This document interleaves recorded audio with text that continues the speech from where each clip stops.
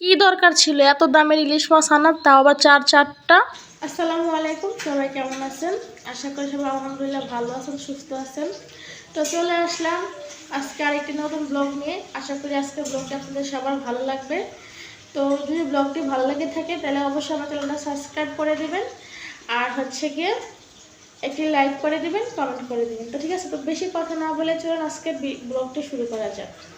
আমি একটা কথা ভাবতেছি, এখন থেকে আমার হাজব্যান্ড কোন কোন জেলা থেকে বাজার করে নিয়ে আসে সেই বাজারের ব্লগগুলো আপনাদের সাথে শেয়ার করবো। তো কেমন হবে বলেন তো আপনারা? আজকে আমি আপনাদের সাথে শেয়ার করবো আমার হাজব্যান্ড বরিশাল থেকে কি কি বাজার করে নিয়ে আসলো। চলুন বেশি কথা না বলে এখন আপনাদেরকে দেখাই আমার হাজব্যান্ড কি কি বাজার করে নিয়ে আসলো। ফার্স্টে একটা কথা বলে থাকি, আমার কাপড় আজকে অনেক পরিমাণে ময়লা হয়ে গেছে। আমি আর আমার মেয়ে মিলে ছাদে অনেকক্ষণ দুষ্টামি করলাম, এই জন্য কাপড় এত পরিমাণ ময়লা হয়েছে আর পরিষ্কার করি না। ওইভাবে আপনাদের সাথে ব্লগটা শেয়ার করতেছি। কেউ আমার ড্রেসের দিকে নজর দিয়ে আমাকে বাজে কমেন্ট করবে না, সবার কাছে অনুরোধ রইল। চলুন দেখাই কি কি নিয়ে আসলো। তো পরিমাণে রোদ উঠছে যে আমি ক্যামেরার দিকে তাকাইতেই পারতাছি না। ফার্স্টে এখানে আমি নিয়ে নিলাম চিরা। এটা হচ্ছে বরিশালের চিরা, আই হোক এটা খেতে অনেক মজা লাগবে। তারপর এগুলা বাদাম। আমার হাজবেন্ড না অনেকগুলো বাজার আনছিল, তো আমি এখান থেকে অর্ধেক বাজার আমার শাশুড়ির জন্য আলাদা করে ওনাকে পাঠিয়ে দিয়েছি। আমার ভাগের যেগুলো সেগুলো আপনাদের সাথে আমি শেয়ার করতেছি। এগুলা তেঁতুলের কথা বেশি তো মুখে বলাই যাবে না, কারণ অলরেডি আমার জিভে পানি চলে আসতেছে। আমার মনে হয় না পৃথিবীতে এমন কেউ আছে যাদের তেঁতুল দেখলে জিভে পানি আসবে না। কি আমি ঠিক বলছি তো বলেন? তেঁতুলটা খুবই সুন্দর, এটা অনেকটাই ফ্রেশ। তেঁতুলটা থেকে যে এত সুন্দর একটা গ্রান বের হচ্ছে, আমার কাছে তো মনে হচ্ছে এখনই তেঁতুলগুলো সব খাইয়ে ফেলি। তেঁতুল দেখে যে আপনাদের জিভে পানি চলে আসে, সেক্ষেত্রে কিন্তু আমার কোনো দোষ নেই, আমাকে সবাই মাফ করে দিবেন, কারণ আমি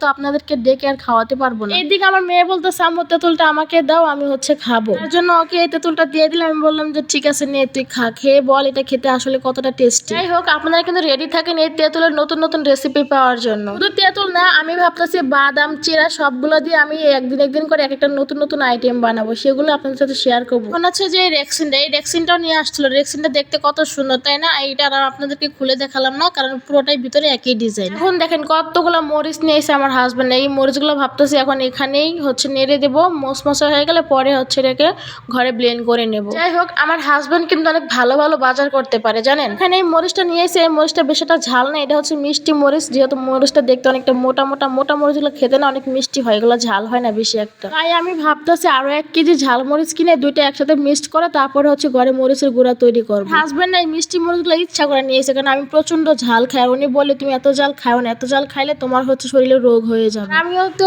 নাসর বান্ধা, আমি কি আর তা শুনবো? আমি ঠিকই চুপি 1 কেজি মরিচ নিয়ে আসবো, ওনাকে বলবো না। তরকারিতে ঝাল না হলে আমি একদমই তরকারি খেতে পারি না। এখন আমি আপনাদেরকে একটু দেখাই পিছনের ক্যামেরা দিয়ে আসলে এই জিনিসগুলো দেখতে কতটা সুন্দর, কতটা ফ্রেশ। তেঁতুলটা শুধু দেখেন কতটা লোভনীয়, এটা দেখতে ইচ্ছে তো করতেছে এখনই খাইয়ে ফেলে। আর এইদিকে দেখেন এই যে বাদামগুলা, কত বড় বড় বাদামগুলো না অনেক ভালো হয়েছে। ভিতরে একটা বাদাম আপনার পছন্দের, খুব সুন্দর বাদামগুলো। আর এই যে চিরা, এই বরিশালের চিরা দিয়ে কিন্তু খুব সুন্দর একটা রেসিপি বানাবো। আপনারা অবশ্যই আমার চ্যানেলে চোখ রাখবেন দেখার জন্য। এইদিকে ফুল গাছটা সেদিন আমার মেয়ে কিনে নিয়ে এসে বাজারে দেখে ওর ভাইকে বলছে, তারপর ওর ভাই ওকে ফুল গাছটা কিনে দিচ্ছে। এটা বোম্বাই মরিচ গাছ। এই গাছটা আমার মায়ের হাতে লাগানো। অনেকগুলো মরিচের চারা দিছিল, কিন্তু ও কিছুটা গাছ মরে গেছে আর মাত্র 2টা গাছ বেঁচে আছে। কি পরিমাণ যে মরিচ খাইছে এই গাছ থেকে কি বলবো। তো এই একটা গাছ আর একটা গাছ ওই সাইডে আছে, সেটা আপনাদেরকে দেখালাম না। আপনারা কে কে এই মরিচটাকে কি নামে চেনেন অবশ্যই কমেন্ট বক্সে জানাবেন। চলুন এখন আমি ঘরে যাব, ঘরে গিয়ে দেখাবো আমার হাজবেন্ড আরো একটা জিনিস নিয়ে আসছে, সেটাই আপনাদেরকে দেখাবো। ভিডিওটি কিন্তু ভালো লাগে থাকলে অবশ্যই কিন্তু চ্যানেলটা সাবস্ক্রাইব করে দেবেন। এই তো দেখেন আমার হাজবেন্ড বরিশাল থেকে 4টা ইলিশ মাছও নিয়ে আইছিল আসার সময়। ইলিশ মাছের কথা আর কি বলবো ভাই, এই মাছগুলা যে এত